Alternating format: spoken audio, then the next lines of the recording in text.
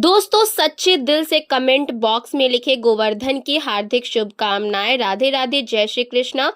आज की जो वीडियो का विषय है बहुत ही सुंदर है। आज मैं आप लोगों को गोवर्धन पूजा संबंधित संपूर्ण जानकारी बताऊंगी और इस वीडियो में बताऊंगी कि गोवर्धन पूजा के दिन हमें गौ माता को क्या खिलाने से हमारे घर में अचानक और आकस्मिक धन की प्राप्ति होती है तथा गोवर्धन पूजा संबंधी संपूर्ण जानकारी इस वीडियो में बताऊंगी। अपना कम से कम 8 से 10 मिनट का बहुमूल्य समय जरूर दे दीजिएगा, फिर आपको समझ में आ जाएगा हमें जो गोवर्धन पूजा क्यों करनी चाहिए और हमें गौ माता को इस दिन अंकुर क्यों खिलाना चाहिए। वीडियो को ध्यान से देखना, आपको संपूर्ण जानकारी इस चैनल में प्राप्त होगी। दोस्तों देखिए, गोवर्धन पूजा कार्तिक महीने की शुक्ल पक्ष की प्रतिपदा को अर्थात प्रथम दिन को मनाई जाती है। तो चलिए जानते हैं गोवर्धन पूजा का शुभ मुहूर्त। तो गोवर्धन पूजा का शुभ मुहूर्त है पंचांग के मुताबिक कार्तिक माह के शुक्ल पक्ष की प्रतिपदा तिथि की शुरुआत 21 अक्टूबर को शाम 5:54 पर होगी। इसका समापन 22 अक्टूबर को रात 8:16 पर होगा। तिथि के अनुसार इस बार गोवर्धन पूजा का पर्व 22 अक्टूबर को मनाया जाएगा। देखिए, गोवर्धन पूजा के दिन भगवान श्री कृष्ण और गोवर्धन पर्वत और गायों की पूजा की जाती है। गोवर्धन पूजा में अन्नकूट का, जी हाँ, गोवर्धन पूजा में अन्नकूट का बहुत बड़ा महत्व है। अन्नकूट का भोग भी सामर्थ्य अनुसार जरूर लगाना चाहिए। कहीं कहीं लोग मूंग दाल और बाजरे को मिलाकर के खिचड़ी बनाते हैं, तो कहीं कहीं अन्नकूट में भगवान श्री कृष्ण को 56 भोग का प्रसाद भी लगाया जाता है। इस प्रक्रिया को अन्नकूट कहा जाता है। दोस्तों आइए जानते हैं गोवर्धन पूजा पर चढ़ाए जाने वाले अन्नकूट प्रसाद का 56 भोग के बारे में, अर्थात इसका क्या महत्व है। वीडियो में आगे बढ़ने से पहले आपसे निवेदन है, वीडियो को लाइक जरूर करिएगा, कमेंट बॉक्स में राधे राधे जरूर लिख दीजिएगा। आइए जानते हैं अन्नकूट के बारे में। जैसा नाम से स्पष्ट है, अन्नकूट जैसे इसके नाम से लगता है, यह बहुत सारे अनाजों का मिश्रण होता है। तरह तरह के पकवानों से भगवान जी की पूजा की जाती है। तो इन प्रसादों को अलग अलग बांटने के बजाय इकट्ठा ही बांटा जाता है। भगवान का इस प्रकार का जो प्रसाद है, इसमें कई प्रकार की सब्जी को मिलाकर के आप मिक्स कर सकते हैं, जैसे कढ़ी है, चावल है, पूरी है, रोटी है, मूंग की खिचड़ी है, बाजरा है, हलवा है। सामर्थ्य के अनुसार जो भी आपसे बने भगवान के प्रसाद में इस प्रकार की चीजों को मिलाकर भगवान को भोग लगा सकते हैं। आइए जानते हैं अन्नकूट की कथा की शुरुआत। तो इस कुछ कथाओं में इस प्रसाद के बारे में कहा गया है कि भगवान श्री कृष्ण ने देवराज इंद्र के घमंड को चूर करते हुए गोवर्धन पर्वत की पूजा की और इंद्र ने गुस्से में बहुत भारी वर्षा की। तब भगवान श्री कृष्ण ने समुचित वृंदावन वासियों को लेकर गोवर्धन पर्वत के नीचे आ गए थे और इसी पर्वत के नीचे लगातार 7 दिन बिताए थे। इस दौरान सभी ने अपने साथ लाए हुए जो खाद्य पदार्थ, जितने भी वहां के रहने वाले थे, सभी ने खाद्य सामग्री लाए और अन्नों को मिला करके बांट करके आपस में खाया। इसका स्वाद इतना ज्यादा अद्भुत था कि इसे खाने के लिए स्वयं भगवान श्री कृष्ण ललचा गए थे। बाद में वो अन्नकूट प्रसाद के रूप में गोवर्धन पर्वत को भोग लगा करके खाया जाने लगा। खुद भगवान श्री कृष्ण ने इस प्रिय प्रसाद का हर वर्ष गोवर्धन पूजा करके भोग लगा करके अन्नकूट उत्सव मनाने की आज्ञा दी। दोस्तों आइए जानते हैं इस वीडियो में कि गोवर्धन पूजा किस प्रकार से की जाए। अब आप लोगों को अन्नकूट के बारे में जानकारी प्राप्त हो गई है। अब गोवर्धन पूजा की किस प्रकार से पूजा की जाए। तो गोवर्धन पूजा के लिए आपको सबसे पहले घर के आंगन में गोबर से गोवर्धन का चित्र बनाए।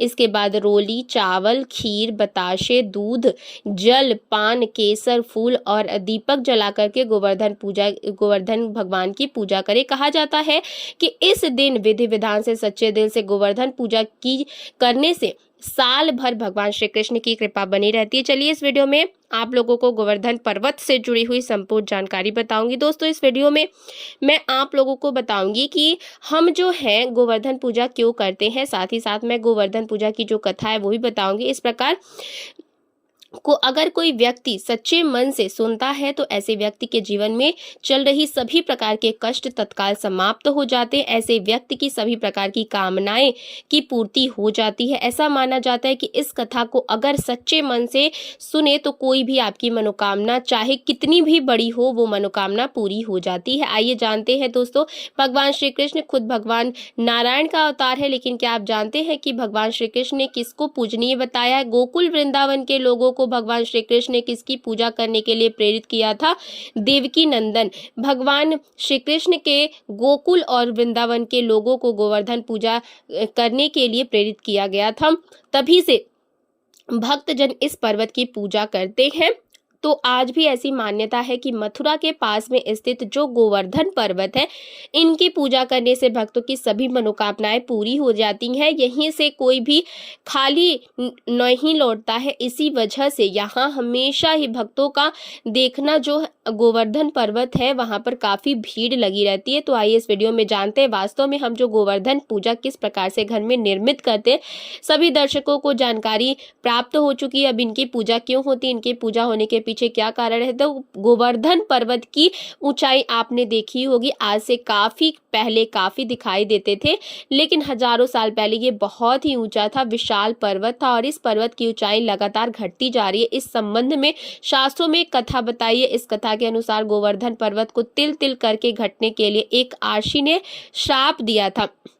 श्री कृष्ण ने गोवर्धन पर्वत को भगवान का रूप बताया और उसी की पूजा करने के लिए सभी को प्रेरित किया था। आज भी गोवर्धन पर्वत पूर्ण रूप से चमत्कारिक रूप से भरा हुआ है, सभी प्रकार के लोगों की इच्छा को पूरा करते हैं। गोवर्धन पर्वत की परिक्रमा करने वाले हर व्यक्ति को जीवन में कभी भी पैसों की कमी नहीं होती। साथ ही साथ गोवर्धन पूजा करने वाले लोगों को भी पैसों की कमी नहीं होती। ऐसा माना जाता है कि महाभारत काल में गोवर्धन पर्वत की ऊंचाई करीब 300 मीटर थी, जबकि वर्तमान में यह पर्वत 30 मीटर ऊंचा ही रह गया है।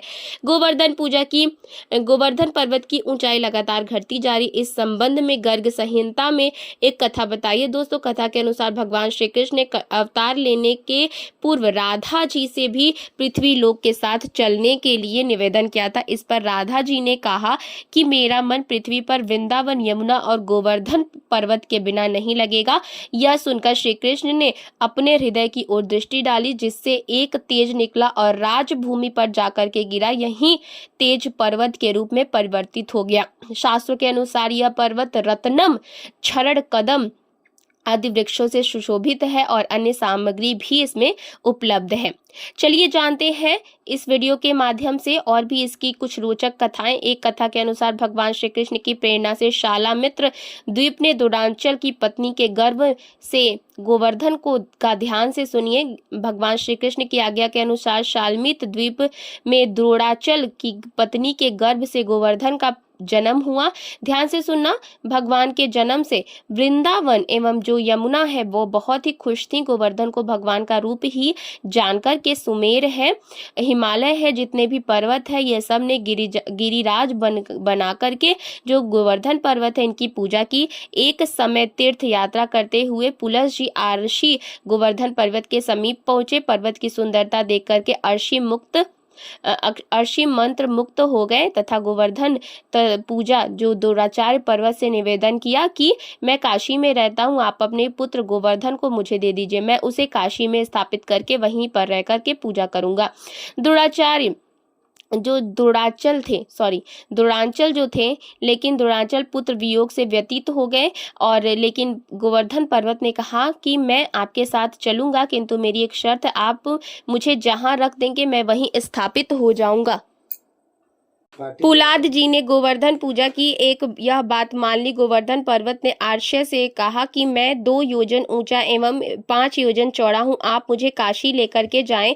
तब पुलाद जी ने कहा कि मैं अपने तपोवन से तुम्हें अपनी हथेली पर उठाकर ले जाऊंगा। तब गोवर्धन पर्वत आर्ष्य के साथ चलने के लिए सहमत हो गए। रास्ते में ब्रज आया, उसे देख करके गोवर्धन की पूरी स्मृति जागृत हो गई। जैसे कैसे वो पूर्व स्मृति में वो भी आप लोगों को जानकारी बताऊंगी। वो सोचने लगा कि भगवान श्री कृष्ण राधा जी के साथ यहाँ आकर के बाल्यकाल और किशोर कल की बहुत सी लीलाएं करेंगे। यह सोचकर गोवर्धन पर्वत आर्षि के हाथों और अधिक भार हो गए, जिससे आर्षि को विश्राम करने के लिए आवश्यकता महसूस हुई। दोस्तों, इसके बाद आर्षि ने गोवर्धन पर्वत को ब्रज में रख कर के विश्राम करने लगे। आर्षि यह बात भूल गए कि उन्हें गोवर्धन पर्वत को कहीं नहीं रखना था। कुछ देर बाद ऋषि पर्वत को वापस उठाने लगे, लेकिन गोवर्धन ने कहा, अर्षि, अब मैं यहाँ से कहीं नहीं जा सकता। मैंने आपसे पहले ही आग्रह किया था कि आप मुझे जहाँ पर रख देंगे मैं वहीं स्थापित हो जाऊंगा।